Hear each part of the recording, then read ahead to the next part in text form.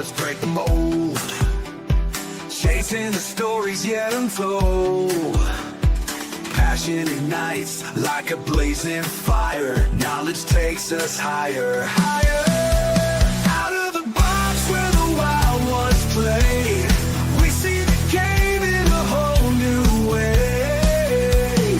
Living loud, hearts in motion. Sports with soul, pure devotion. The field's alive with endless dreams. We're more than stats, we're the in-between. A slam dunk thought, a touchdown mind. Out of the box every time. No limits, no chains, no walls to climb. We're rewriting the rules in real time. Out of the box where the wild ones play, we see the game in a whole new way. Living loud, hearts in motion. Sports with soul, pure devotion.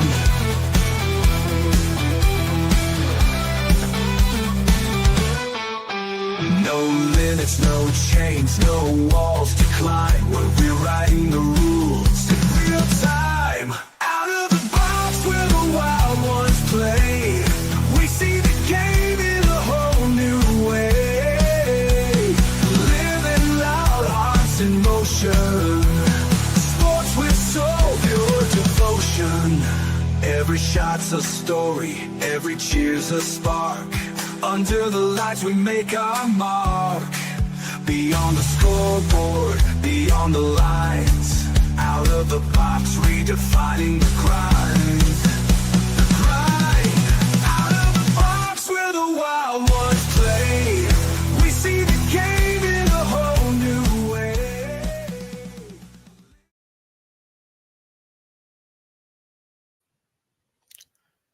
What's up, Raider Nation? Welcome to the Silver and Black Lair. I'm your host, the Bat Fry, Kenny Fry, a.k.a. Raider Batman. I hope everybody's doing well this fine and fantastic Thursday morning here on the East Coast. It's 20 after 9 already.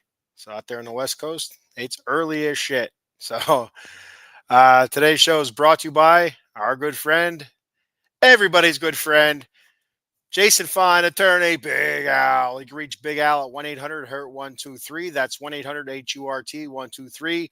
Jason Fine specializes in motor vehicle accidents, slip and falls, workman's comp, and personal injury claims. He has 3 office locations currently. He has 3 office locations conveniently located throughout Pennsylvania and New Jersey. His office in New Jersey is located in Cherry Hill on 3 Greensward Lane. The phone number there is 856-209-5258. He has 2 offices in Pennsylvania, one in Pittsburgh, 500 Grant Street, Suite 2900. The phone number there is 412-365-8151. And in Philadelphia, 1628 JFK Boulevard, Suite 2120. And the phone number there is 267-888-2980. That's Jason Fine, attorney, Big Al. If you reach out to Big Al, make sure you let him know that you're a part of the Out of the Box Sports family, and he'll hook you up with a great deal. So there you go. There you have that. Let's get to it here.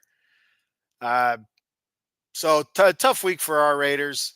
It really was. And there was some positive out of it, a lot of negative. And the Chargers are a good team. I will say that. I'll give them their props. They're a good team. They looked good. And but the Raiders had them. And I'll tell you that, not, just being one of those type of fans where, we had them kind of guys, you were lucky to get away. It was 20-9. Okay. It was 20-9. And it didn't really even feel that close. But even with the score being 20-9, in our offense looking like garbage, hot trash, there was opportunity at the end of the game for the Raiders to either make it a lot closer or even get in there and pull out a victory. So it was there for the taking at the end. They were lucky to be within striking distance, but unfortunately, the offense being where it was in this game, it just it wasn't meant to be. So we'll get him again later on in the season and see if maybe things are clicking a little bit better than what they were this past Monday night. The bummer of it is well, it was Monday Night Football, and it was the premier game. It was the game. It was a late game, 10 o'clock, so the people on the East Coast probably weren't up watching it, but it was the game on TV and national broadcast, and it just didn't. The offense didn't show up. The defense again, I thought played decent. They played. I think the defense played well enough to win. I really do. A couple big plays here or there, and that kind of separated it. And so some miscommunications in the secondary, perhaps. You got a couple guys that aren't really used to playing with each other, or even playing that much. So it's stuff that can be cleaned up. But overall, I thought the defense played well. Max Crosby was awesome. He played terrific, even at a huge forced fumble there in the fourth quarter, late in the fourth quarter, to give the Raiders another opportunity to try to claw their way back in, and it just wasn't meant to be. So, who else? Jonah Lualu, a couple sacks. I thought he played well. The run defense, I thought they played well again. The linebackers, I feel like they played well in the run defense, and somewhat bottling up Justin Herbert. I say somewhat because he did get out there and scamper a little bit and did make some plays with his legs and in the passing game. Uh, he looked good. He looked good, and when he's healthy, he is very good. But he does get banged up. He does have a tendency to get hurt a lot. He's very injury prone. So we'll see where he's at later on in the season when the Raiders meet up with him again. So looking back at the scoring, first quarter, the Raiders lose the coin toss. Chargers defer to the second half. So the Raiders receive the ball here in the first half. In the very first play, Geno throws an interception. An unfortunate play. Ball's tipped right into the hands of the Charger defender. I don't remember who it was exactly. I didn't write it down either. So I don't know Chargers players from a hole in the ground, to be honest with you, except for Khalil Mack. Of course, we love Khalil still. At least I do. Anyway, I'm a big Khalil Mack fan, and I talked about him just recently. When the Cowboys traded away Parsons to the Packers, some Cowboy fans decided to change their colors basically. And, my sentiment to that was always silver and black. It's who I am, and when you're a Raider fan, you'll always be a Raider fan, and that's how it should be when you have a team, when you pick your team at a young age usually.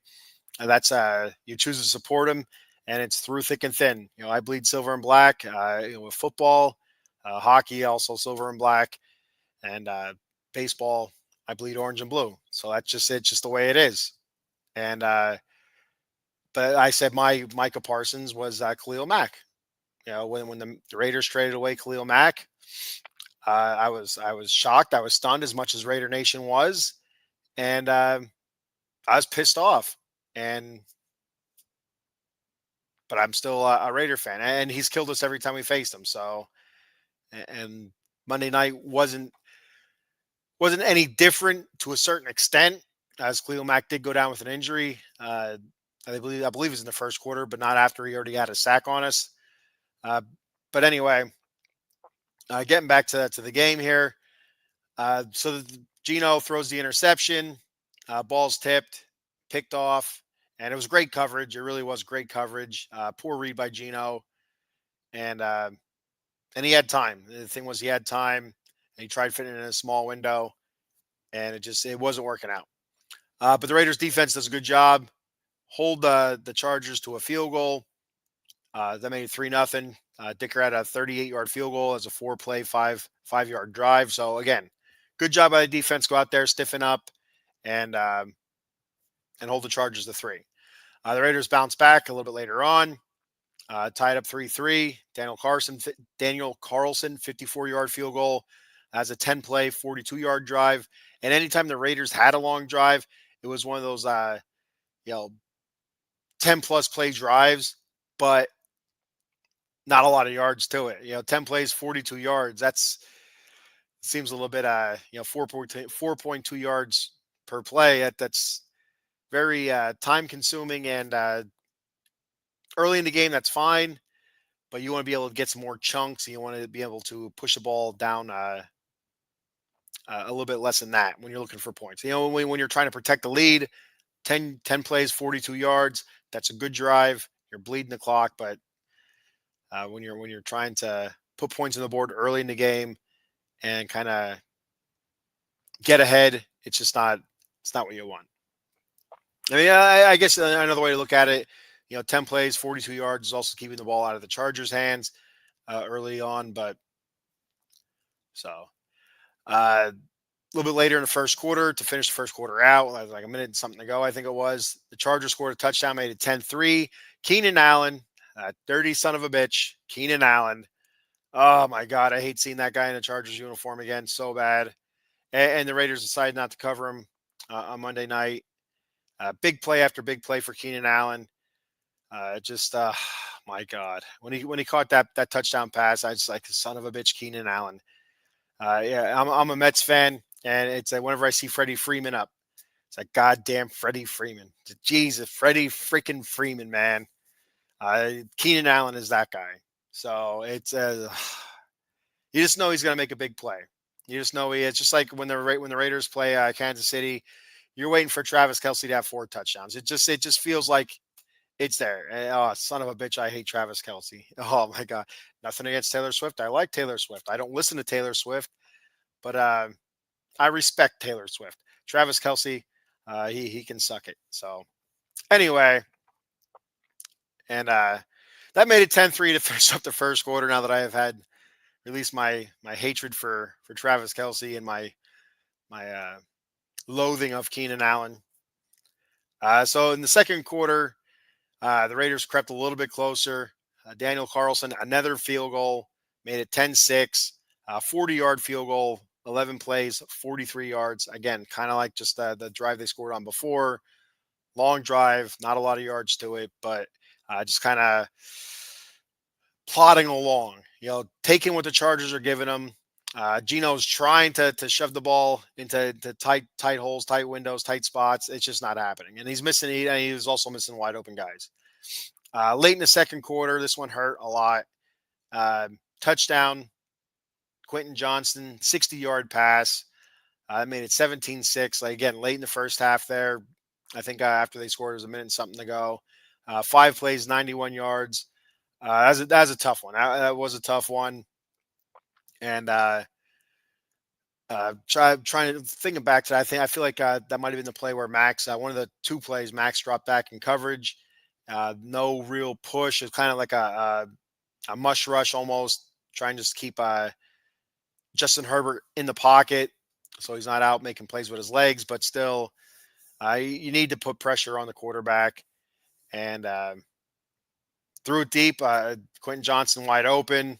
A little bit of a miscommunication. Defensive backfield. Not really sure who it was, if it was Palomau or who was the defensive back. It was shit, I don't remember. But just you could see that there was a switch off that didn't happen, and it was just too late. You couldn't catch up with them with Quentin Johnston. And that put the Raiders into a big hole there at halftime. It would have been nice to go down 10-9 or 10-6, go into halftime like that, or even 13-6, feeling good about yourself. But 17-6 right there at the end, that was a tough one. Knowing the Chargers are coming out with the ball to start the second half, that was tough.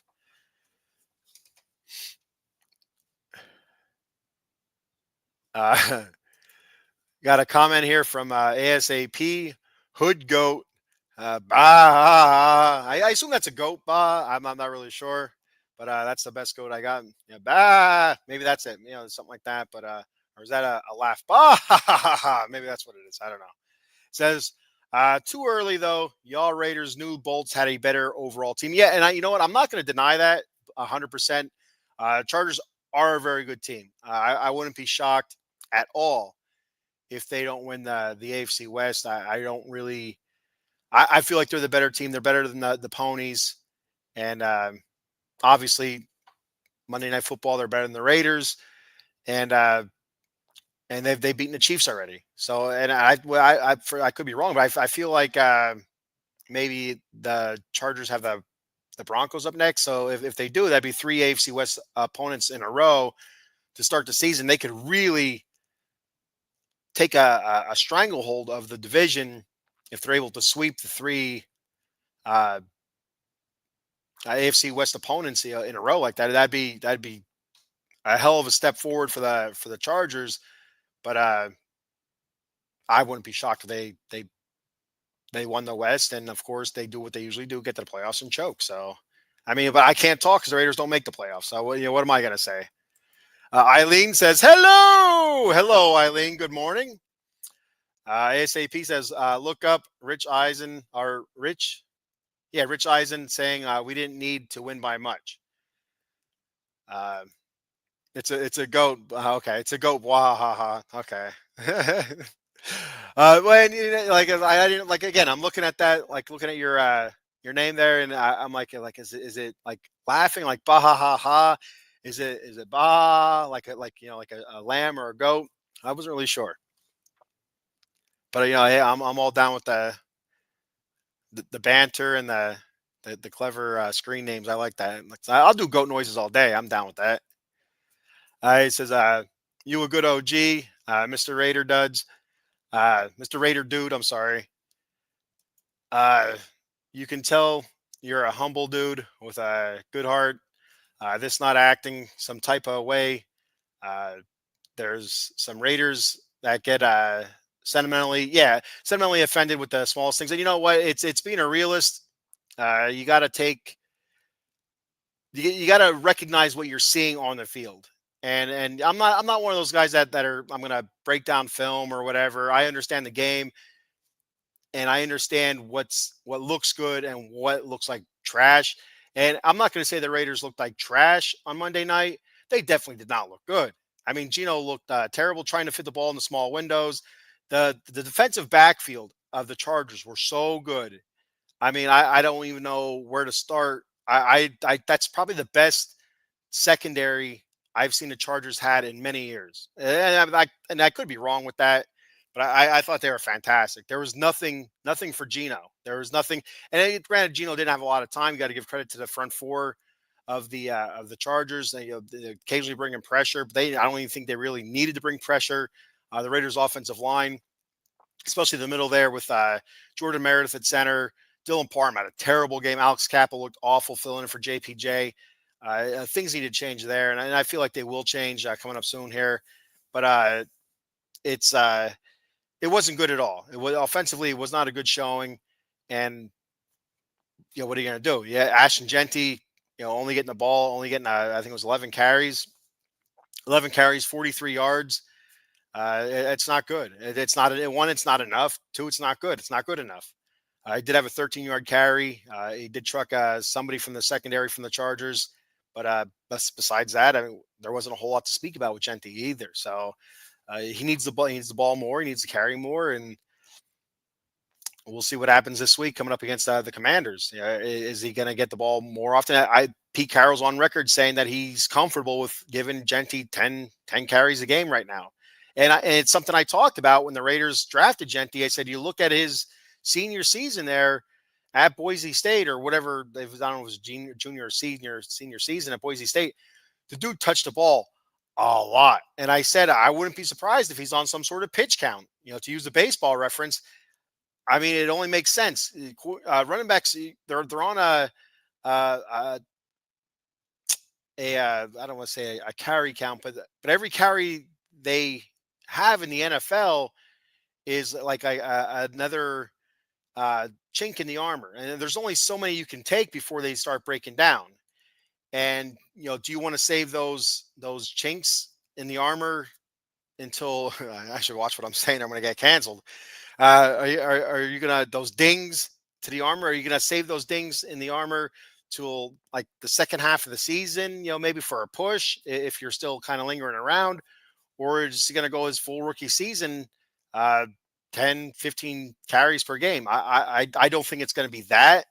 I feel like it's gonna be the latter. I feel like it's gonna be something where we see the first 4, 6, 8 weeks where he's only getting 10 to 15 carries a game, 10 to 15 touches.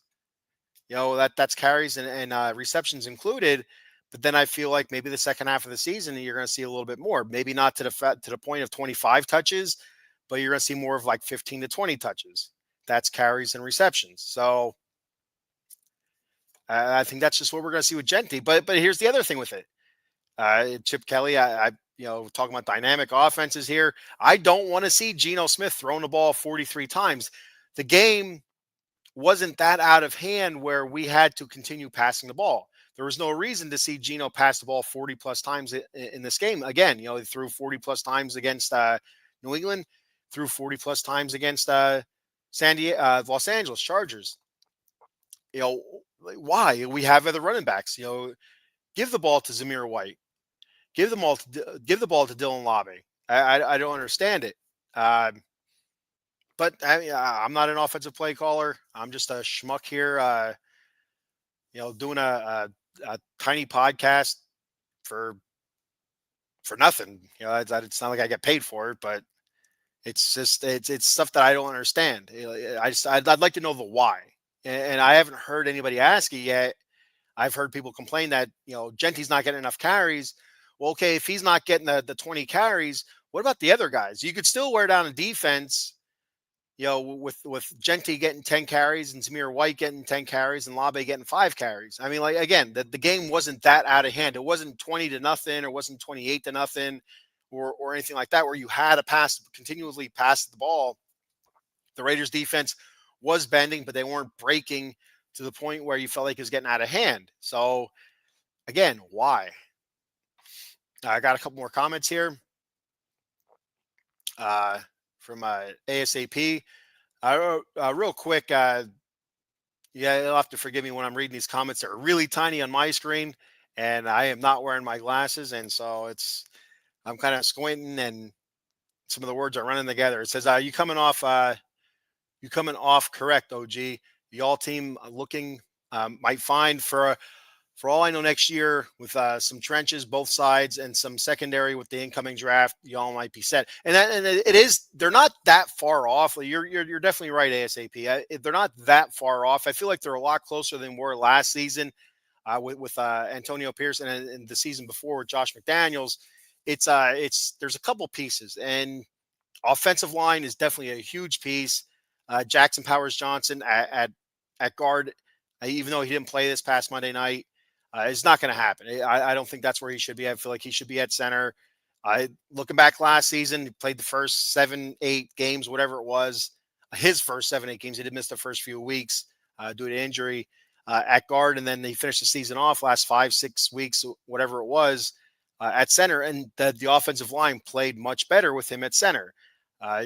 Move him to center, move Meredith back out to guard, or even look to the rookie at guard as well. But I think JPJ needs to be at center. I think that would clear up any sort of miscommunication because that's the position he played in college. That's the position that he was drafted, that he was an All-American at. That was the position he was drafted at. He was drafted as a center. Why he's at guard, I don't know. I don't get it. But that's again, who am I? I didn't win a Super Bowl as a coach. Trying to find a deep root cause is not on Genti. Absolutely not on Genti. You're right, ASAP. The line struggling, absolutely. And Genti's pass protection ain't the best. No. And I feel like that's either still a communication thing with the offensive line with Genti, Ashton Genti missing a couple blocks there in the pass protection, or it's just an experience. You're seeing a lot more difficult blitzing schemes in the NFL than you might have seen in college, especially at Boise State. You're not week in and week out facing, the Michigans or Ohio States or whatever, where you might see a little bit more technical schemes or whatever. Boise State is a big, big time school in college football, but not to the point where you're seeing pro style defenses and pro style defenders week in and week out. I like Genti being a Christian because dude has been loyal, like Boise State. Yeah, I agree there. You ain't a smack, homie. You a realist, which is chill. Thanks, buddy. I appreciate that very much, and I really appreciate you commenting. Even just being 100% honest. It's refreshing seeing somebody that's maybe not a fan of your team. Just coming out with some real talk. Just not out there just smack talking, but just giving out some real vantage points and real opinions instead of just shit talking. And you don't need it all the time. Sometimes it's a little bit fun, but you don't need that all the time. You're just looking at it, what's wrong with the team, and it's neat to see different viewpoints from the teams that you might have played from fans. There's like you guys need this and this, like ASAP did earlier, saying the interior isn't all that good, and maybe the secondary needs a little bit more. And again, it's the turnover in the secondary on the defense as a whole, but the secondary is a whole new secondary when you look at it. The only one that actually technically returned as a starter was Paul Amau, and he was only a starter last week, the last 2-3 weeks of the season. So but everybody else is new to each other, and some of these guys are just picked off the trash heap as has-beens, and maybe still could be's. So uh, hit the likes for the OG. Thanks, I appreciate that very much, buddy. Yeah, everybody hit the likes. I appreciate it. Share it out ASAP. Again, thank you very much for checking out the show. I appreciate it. And good luck to the Chargers. I'm telling you, I really do think the Chargers are going to win the West, and I wouldn't be overly surprised if they make a run in the playoffs. They look solid if they can keep Herbert healthy, and with the offensive line, they look. I thought the offensive line looked very good. There was a couple times put a little bit of pressure on Herbert, but he was able to escape that. And you saw Max, as much as everybody loves Max. I love Max. He does this a lot. He's so key to get to the quarterback. Sometimes he takes that ride straight up field, which leaves that huge gap between the defensive end and defensive tackle for the quarterback either to step up and make a nice pass because he has a clear passing lane, or to step up and just run. And a couple times in that game Monday night, you see him get upfield way too high. They rode him out of the play, and Justin Herbert was just able to step up into the pocket there, clear lane, clear passing lane. They're able to wash out Booker, Lualu, and Adams, just like wash them out, and there's just a huge pass lane or a running lane for Justin Herbert, and most of the time he threw it. So there was a touchdown pass to I want to say it was the touchdown pass to Keenan Allen. I feel like he was able to step up in the pocket because Max Crosby got too far upfield. Instead of having a contained rush, keep Herbert inside the pocket, make him step up into the defensive tackles, and he had too much room. And I feel like that's just because he got upfield and the rush wasn't contained, and Max does that, and you got to take the good with the bad with Max. There's a lot more good than there is bad. It's just there's sometimes it's got to say, settle down there, fella, contained rush, push the tackle back towards the quarterback, make the quarterback step up into the mess in the front, and let the chubby guys in the middle take care of it. But ASAP says, I'm going to spread the word for everybody. Thank you, buddy. I appreciate it. I'll get the word out of the box sports entertainment. I got you with the Raiders. Absolutely. And, check out all the other shows out of the box sports entertainment. We have a whole slew of them. I do a Mets show called The Bat Cave, New York Mets. Chargers formerly of San Diego. The Mets lost last night to the San Diego Padres. There's another team that's scary good. I wouldn't be surprised if they made a playoff run. They have the lineup. They have the pitching. They freaking have the bullpen. The bullpen's amazing in San Diego. But anyway, there's they got a Cowboy show, Giants show, NFC East War Room, talking NFC East football. We have hosts from each team that are up on there. And if there's anybody out there that wants to host their own show,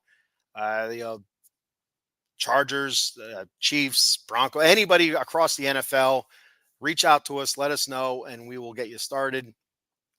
So yeah, out of the box sports entertainment. I appreciate it very much. ASAP says we need unity, man. Just want to see some playoffs versus y'all on the post. Thanks. Yeah, the postseason is a stretch for the Raiders yet, and it's been a long time coming.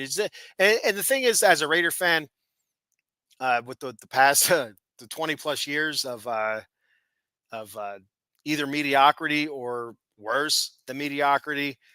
It's you're looking for consistency, something that we haven't had since the first Gruden run before he was traded to Tampa Bay.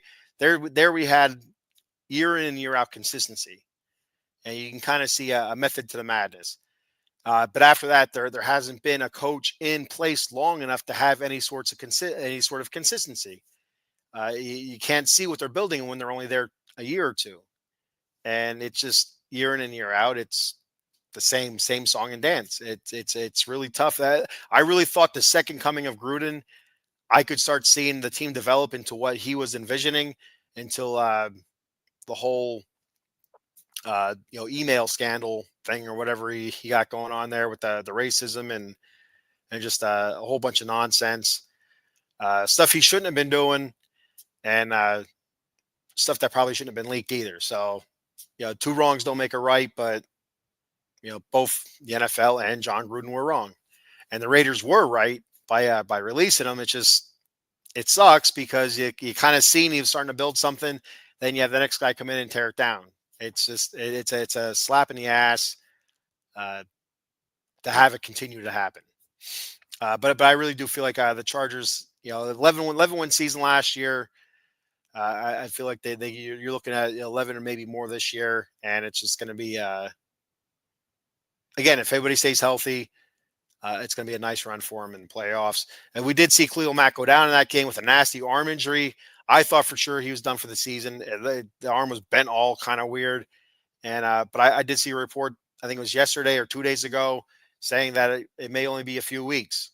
If he's only out for a few weeks, that's a huge win for the Chargers. Huge win.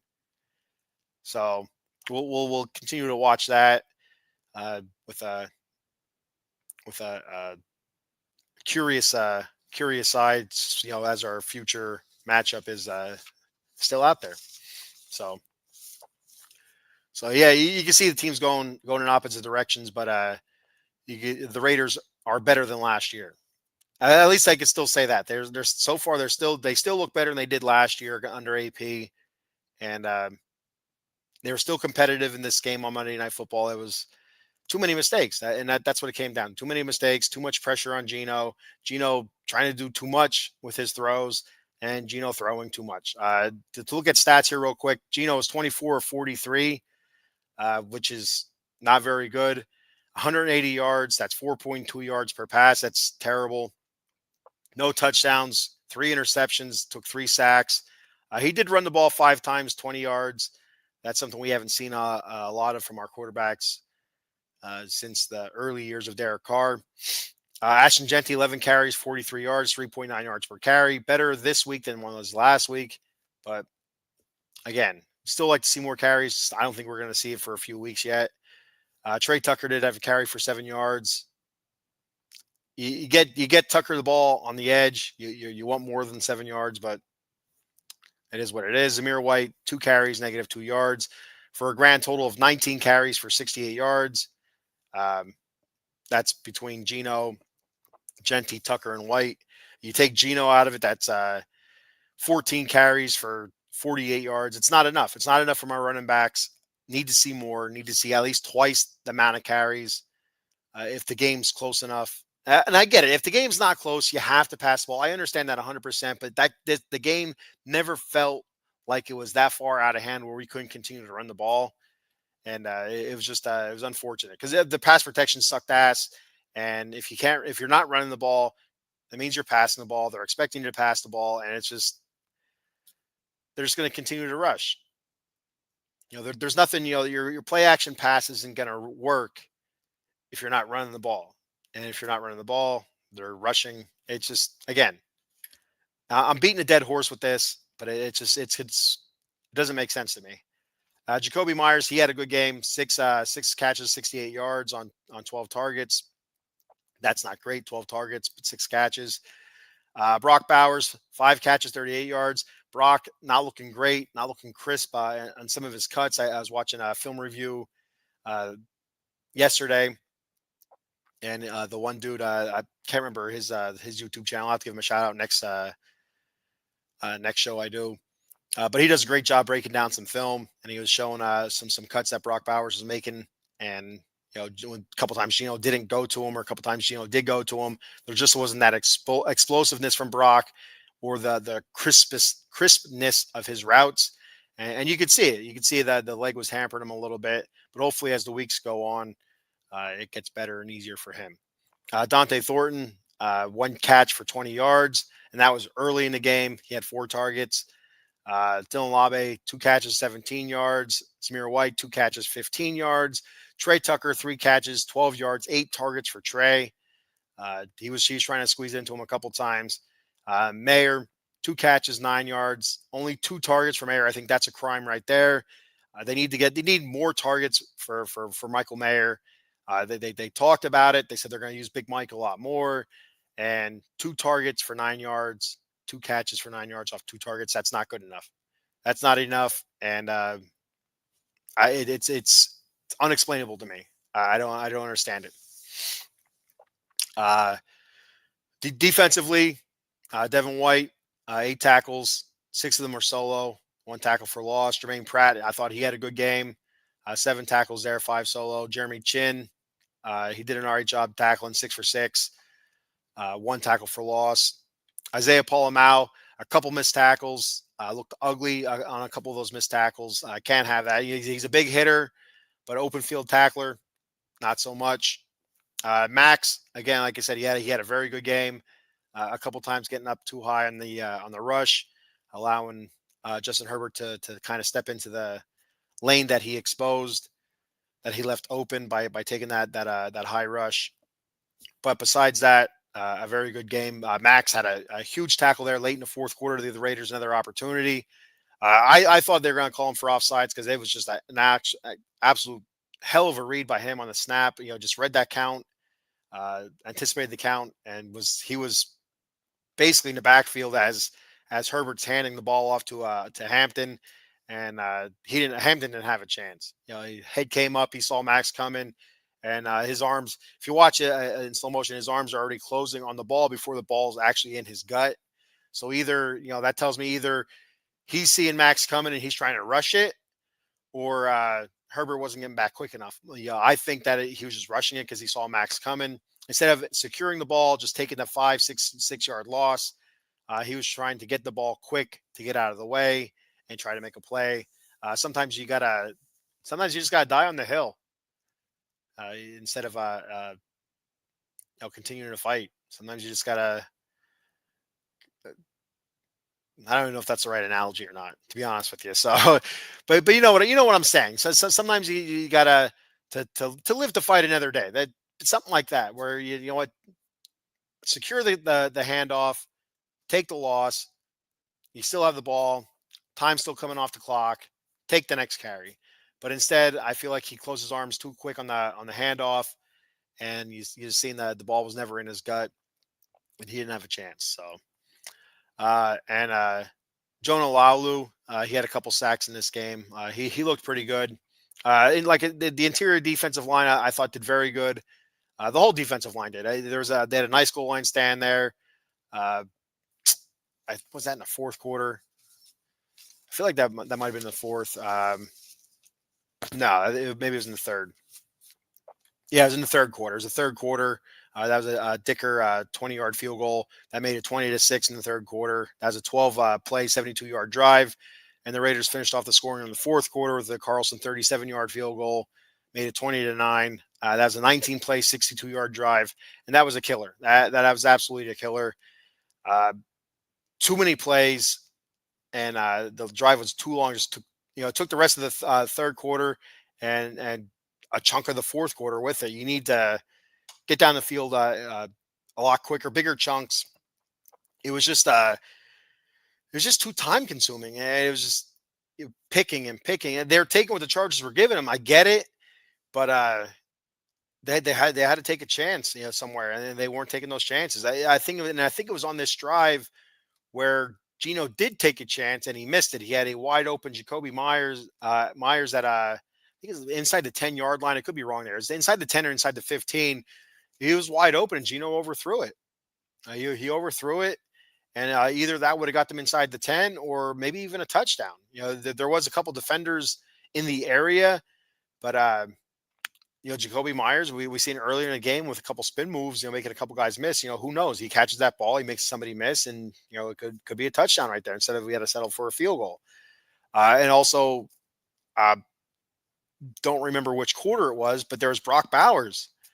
Uh, I don't want to say wide open. He did have a defender on him, but Gino, tried to lay it up over the defender or to the back of the end zone for Brock, and he ended up overthrowing it. Instead of, the I thought the analysis on the Monday Night Football, the guys that did that, said it perfectly. If he throws that on the line to Brock, that's a touchdown. There was nobody, coming across no defensive backs coming across to, potentially tip it or intercept it. It was just a nice lane straight downfield. Brock had the body positioning on the defender, and Gino tried laying it up and over for some reason. I don't know what it was. If he throws it on a line, that's a touchdown.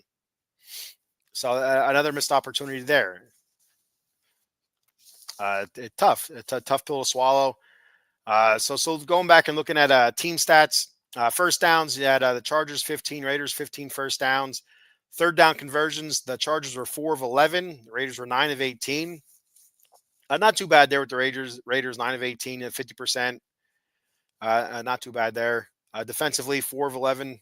I'd take that every week. Plays, Chargers 55 plays to the Raiders 65. Again, those long drives where they're just getting threes.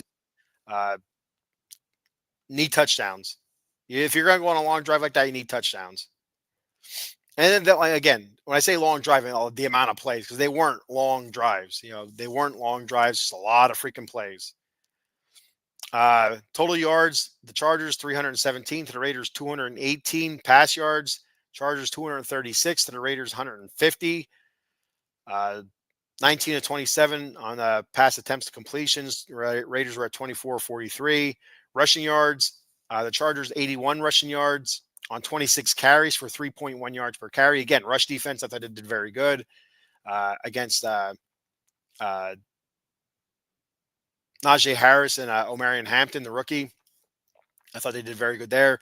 Those guys carried the ball 16 times for 52 yards, 3.2 yards a carry.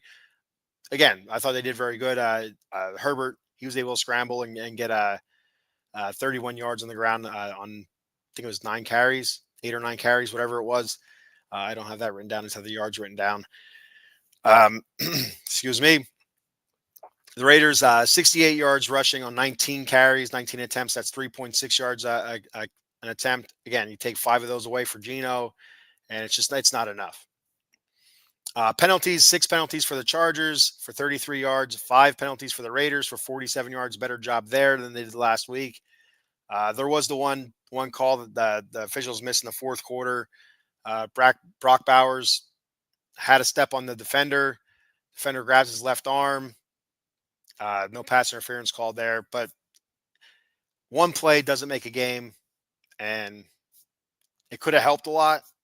Not saying the Raiders would have scored on that. Who knows? Maybe the next play Gino throws another interception. Who knows? But definitely a missed call there would have helped a lot. And time of possession, 28 minutes and 17 seconds for Chargers, 31 minutes, 43 seconds for the Raiders.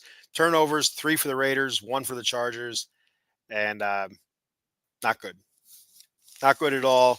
Not good enough to beat a good team like the Chargers. And it's not going to be good enough coming up next week or this upcoming week against the Commanders.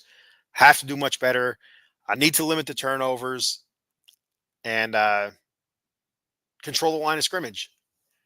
That's what it's going to come down to against the Commanders. If the Raiders are able to go out there, protect the ball, control the line of scrimmage, control the clock, run the damn ball, I feel like there's a good chance that the Raiders can, at very least, keep the game close and, at best case scenario, win the game. Why not, right? The Commanders are a very good team, playoff team last year. Jaden Daniels is banged up. Not even sure he's going to play. He's doubtful right now. So, Adam Glenn checking in. Our old friend Adam Glenn. What's up, buddy? Good to hear from you, Adam. Nice to see you a week or two ago at the soccer game. So if Jaden Daniels doesn't play for the Commanders, you have Marcus Mariota. And Marcus Mariota, very capable backup quarterback. He was a starter for many years in Tennessee. Even played a short time with the Raiders. Did have a start or two with them when I think it was the Derek Carr, Jimmy G. I feel like it was Jimmy G when he was banged up. So a little bit familiar, familiar face there. Uh, Looking at wide receivers, Debo Samuels, Terry McLaurin, Zach Ertz. Zach Ertz having a really good start to the season. Um, and Terry McLaurin getting the big contract there. That was the big talk. The Raiders should go out and get Terry McLaurin, blah, blah, blah. Debo Samuel's a big offseason acquisition for the Commanders as well. Rookie, uh, Ja'Cory Crosby Merritt, a seventh round pick out of Arizona. He's getting the bulk of the carries as oh shit, I can't think of his name right now. The running back for the Commanders, Austin Eckler.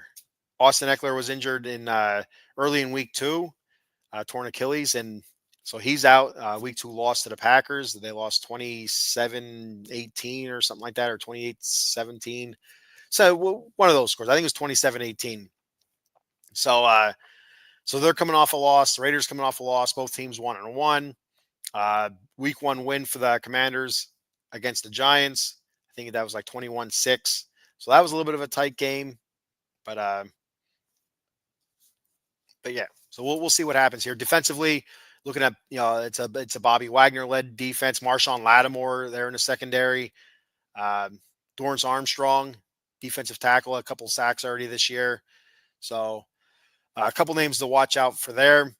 And I'll be putting out some videos probably Friday or Saturday as to my keys of victory.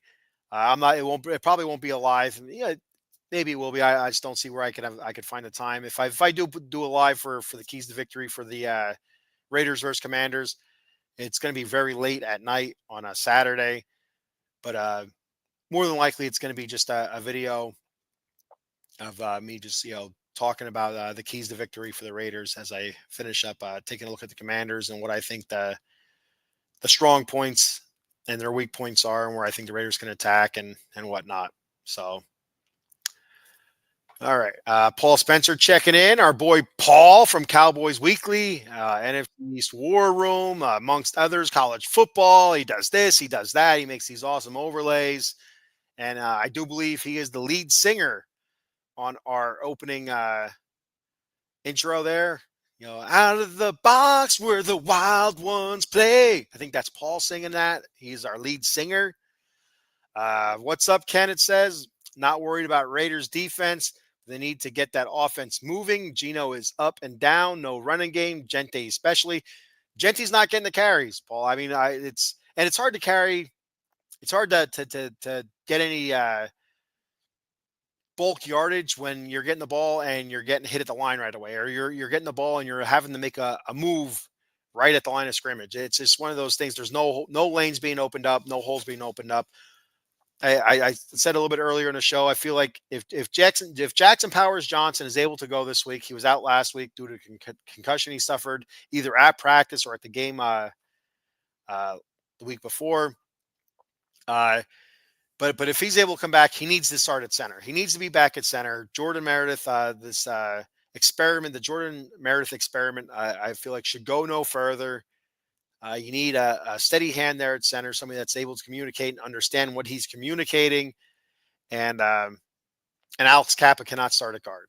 He cannot start at guard. I feel like one game is enough for Alex Kappa to realize that the season he had last year with the Bengals was not a mirage. The man is incapable. He is it's not what you need there. He's going to get somebody hurt and slow to react. A couple of plays I saw broken down by this guy on YouTube. Again, I can't remember. I don't know if it's True Raider or something, but he breaks down some game film. And there was a couple of times you saw Alex Kappa just looked absolutely ridiculous and just slow to react. There was the one where Gente got a lot of heat for missing a block and pass protection. But in reality, you look at it, Alex Kappa was just slow to slide over and pick a guy up, an inside stunt. It wasn't Gente. It was more so Kappa. But when you're watching it real time, The announcers are watching in real time. They don't have time to really analyze it. It looks like Ashton Genty missed the block when in reality it was not. So Alex Kappa definitely not what we need here. Uh, Paul says it's weird. College they stacked 9 in the box versus Genty. NFL is different, 7 in the box. Is like 15 college players. Yeah, and that's something I mentioned a little bit earlier, Paul. Uh, it's not like week in and week out they face teams like Michigan, Ohio State, or whatever. Again, Boise State is a big time college football program. Not that big time though, where week in and week out they're facing NFL talent. Offensively facing a defensive team that has a bunch of offensive NFL talent. I'm mixing words up here now, but you know what I'm saying. Week in and week out, they're not facing offensive NFL talent on defense. There it is. And so this is all new to Ashton Genty as well. But again, if you rewind back to I believe it was March when I was talking draft on the Silver and Black Lair Raiders here on Out of the Box Sports Entertainment. Like, follow, subscribe. When I was talking about it back then, I said Ashton Genty has touched the ball so many times his final year at Boise State that I wouldn't be surprised if he's on some sort of pitch count, whoever picks him. And it seemed like the Raiders were the likeliest team to pick him, and he fell to them, and they picked him. And I feel like that there's a pitch count. I really do. And Pete Carroll says he's good. He likes Genty only getting 10 carries a game right now. And to me, that's a pitch count. When you have somebody coming back off an injury, a pitcher, whether it be Tommy John or shoulder soreness or whatever, throw on a pitch count, 50 pitches, then the next time out, 60 pitches, next time out, 80 pitches, whatever. Like I said earlier in the show, Ashton Genty, I could see him only getting 10 to 15 carries a game up until week 6, 4, 6, 8, somewhere around there. And then after that, maybe 15 to 20. I don't see Ashton Genty. I wouldn't be shocked if this season goes by and Ashton Genty does not have one game where he gets 25 carries. And that's where I feel like we need him to be at 25 carries. But here's the thing. If he's not getting 25 carries, it doesn't mean that the running back position as a whole shouldn't get 25 carries. I mean, it's just, if he's not getting 25 carries, he's getting 10 carries. All right, well, then get Zamir White 8 carries. Get Dylan Labe 7 carries. Get Zamir White 10 carries. Where's Raheem Mostert at? What's going on with that lad? Why is he, being scratched? Is it just that he's not performing at practice? You have more confidence in Zamir White and Dylan Labe? I don't know. But as a whole, the running back room as a whole needs to be between 25 and 30 carries as long as the game is within reach. And like I mentioned earlier, this past Monday night, this game was within reach, and there's no reason that the Raiders running back room should only have 14 carries. There's no reason why, under all the pressure and duress, that Geno Smith should be throwing a ball 43 times, especially with the inaccuracy that he was throwing with. And that's all I heard all week before Monday night was Geno in domes versus Geno outside. Geno's accuracy, it was not there. It was 100% not there. The week before, out in the rain, it was there. 70% completion percentage. But I don't want to see Geno Smith throwing the ball 40 plus times a game. If 30 is a nice number. I think 30 is a nice number. And let's see the running backs between 25 and 30 carries. 60 plays in a game. I'm cool with that. Why we can't get that balance, I don't understand. The game was not out of reach. Paul says, thanks. Now people know I'm a singer. So many times, buddy, we come on here and, you're in the back, you're in the backstage singing and, singing your New Kids on the Block and whatnot. I can't think of any of their songs, the Right Stuff. That song. See, whenever I hear the Right Stuff by New Kids on the Block, right away I go to Weird Al Yankovic singing the White Stuff. In the middle of an Oreo, that white stuff, baby. It's Weird Al all day. Billions of fans can't be wrong about Weird Al. That's all I'm going to say. To all you haters out there, Weird Al's where it's at. Paul. So like I said, Paul says now people know I'm a singer. I was the emergency backup for Backstreet Boys too. Just never got the credit. Yeah, I mean that happens, Paul. That happens to backups. I mean, I'm a Green Day fan. You know, like you say, I'm Metallica, wearing my Metallica shirt, but I'm also a Green Day fan.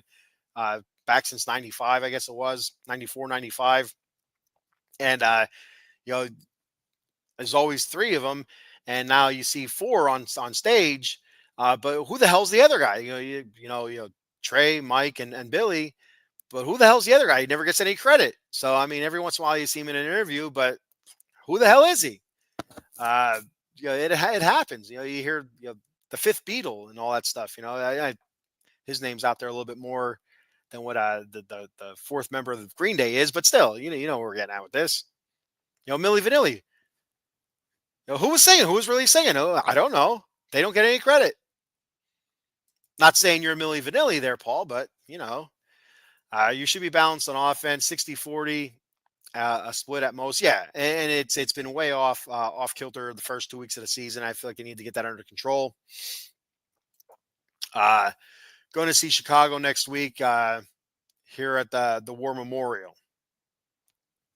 Oh, the band Chicago. I'm like you're going to see the Bears at the War Memorial? Like, what the hell are you talking about, Paul? The band Chicago. I got you. Well, there you go. That's a good band from back in the day. There was, I think, the 70s or 80s. I remember my mom listened to Chicago. I can't think of any of their songs off the top of my head now, but I do know they were a big band back then. Yeah, I figured out it was the band, Paul. You're going to see the Bears at the War Memorial. I was like, did they take a wrong turn? Because I believe the Cowboys have the Bears right this week. I could be wrong, but because last night Paul was on the Cowboys Weekly, a Cowboys Weekly show. Check that out. And they had a couple of members of the members from the Bears podcast on their show. So yeah. And he said the Cowboys are playing the Cowboys. So all right. So that's all I have for today. Again, not a terrible game by the Raiders. You see, there's a ton of work to be done yet. You could see where the work needs to be. That interior offensive line, the tackles didn't play that bad. DJ Glaze played okay. You know, he was good enough. Colton Miller, I thought he was very good. But the middle guys, Jordan Meredith, Dylan Parham was terrible. Kappa was worse than terrible. Whatever, I don't know what a word that was putrid maybe is worse than terrible. I don't know. There's a word worse than terrible. I mean, I don't want to use cuss words or anything. Shitty is a word, but I still don't feel like it explains how bad Kappa was. But yeah, it was bad. There was, oh Jesus, I didn't want to bring it up. Like, 'cause I can't remember the exact play or when it happened, but I remember watching the replay of it. But there was a play where we had four offensive linemen blocking two guys, and our quarterback was sacked by the one guy that wasn't being blocked. It just didn't make any sense. And I can't remember if it was Dylan Parham. I feel like it was Parham. No, maybe it was DJ Glaze. It just kind of didn't know what to do with himself, and he kind of just put his hand out to touch one of the two guys being blocked by the three other guys. So that put it 4-on-2, and just left the guy run right by him. It was a delay. It was a delayed blitz, is what it was, and Gino got crushed, and it was terrible, absolutely terrible. Paul, NFL Weekly, 6 p.m. Dan and I, and NFL Thursday pregame 7:30 and postgame 11:45. So that's tonight. So all you people out here watching right now, tonight NFL Weekly at 6 p.m. with Paul and Dan. NFL Thursday pre-show 7:30 and the postgame 11:45 p.m. all Eastern times by Paul. So be sure to check those out tonight. So yeah, again, lots of shows here on Out of the Box Sports. If you're interested in hosting a show, reach out to us. I would appreciate it very much. Follow us on X, our new Twitter handle, at Box Sports ENT. So that's at BOXSPORTSENT. You could say it a bunch of different ways. That's at Box Sport Cent or at Box Sports Ent. So it's Out of the Box Sports Entertainment. Get it? At Box Sports Ent. So at BOXSPORTSENT.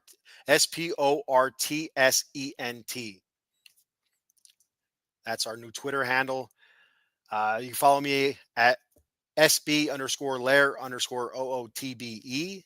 That's Silver and Black Lair Raiders and LA Kings. I'll be starting the LA Kings podcast back up here in the next week or two as players are going to start reporting to camp. And I'll be talking, Adrian Kempe contract stuff. Anze Kopitar, looks like his final season this year. I'm going to try to get out to Philly to see the Kings versus Flyers at the very least. I want to see Kopitar play before he retires. And we'll talk about a myriad of other LA King type stuff when I start that show back up. But right now we're talking Raiders. So if you want to help me out, head on over to www.w.gg. W Energy Drink. I got some great energy drinks there, powdered stuff. So you're mixing it yourself. It's the Jitterless Energy Drink made with coffee fruit extract. Use my discount code, The Bat Cave. It's all one word. The Bat Cave. TheBatCave. The Bat Cave. All one word for 10% off your order. So yeah, and be sure to check us out on Facebook, Out of the Box Sports Entertainment, Twitch, TikTok, YouTube at OOT Box Sports on YouTube. Give us a like and follow there. Very much appreciated. And before I get out of here, I got a couple more comments. Paul says, I think it wasn't Parm, whoever the other guy. It was a delayed blitz. Yeah, I don't think it was Parm. Now I look back, I think it was DJ Glaze. It was an end line guy, because I just remember watching like, what the hell's he doing? But I feel like there was nobody rushing over him, so he kind of just took a couple steps over towards the guard and kind of just put his hand and stood straight up and put his hand out like, well, okay, I guess I'm just doing this. And then the delay blitz just ran right by him. I mean, it was extremely frustrating to watch that play. I'm like you got to be shitting me, bro. So tough one. Paul says, great show, buddy. Sorry, but I did take the Commanders. You gotta get here. Penguins versus Kings, closer than Philly for you. No, Philly's 2 hours away. Pittsburgh's 4.5, 5 hours. So Philly's much closer. Philly's 2 hours. Washington's 2 hours. New Jersey Devils, they're 2 hours. New York Rangers, 2.5 hours. They're all closer than Pittsburgh. But I would like to get out to Pittsburgh, see a game there, whether it be baseball or hockey. So we'll see what happens. I'll have to look at the schedule and see when it happens. Kimberly Blum, and Kim checking in. She says, good show, Ken. Thank you, Kim. Thank you for checking it out. I appreciate it. Tell all your friends. Paul says, if I'm driving, it's faster. Yeah, if you're driving, yes, it is faster if you are driving. I will say that for a fact. And I will make sure to check my blood pressure while we're going. It's the heart will be pumping at an extra high rate, I believe. All right, so that's all I have for today. Thank you, everybody, for checking me out. And like I said, I'll put on another video.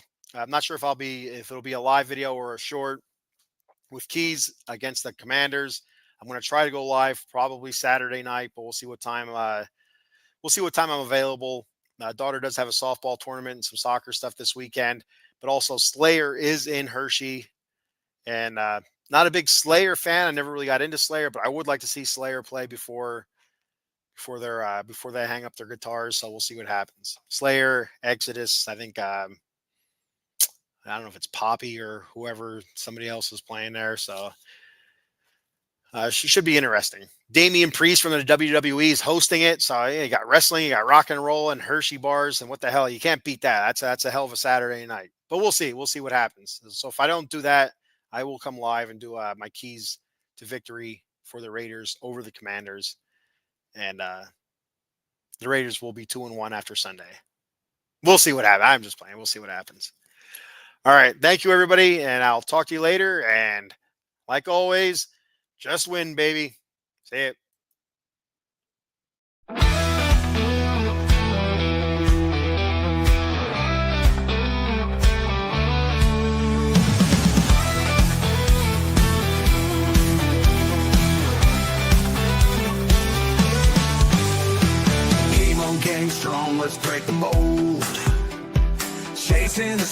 dreams yet untold. Passion ignites like a blazing fire. Knowledge takes us higher, higher. Out of the box where the wild ones play, we see the game in a whole new way. Living loud, hearts in motion. Sports with soul, pure devotion. The field's alive with endless dreams. We're more than stats, we're the in-between. A slam dunk thought, a touchdown mind. Out of the box every time. No limits, no change, no walls to climb.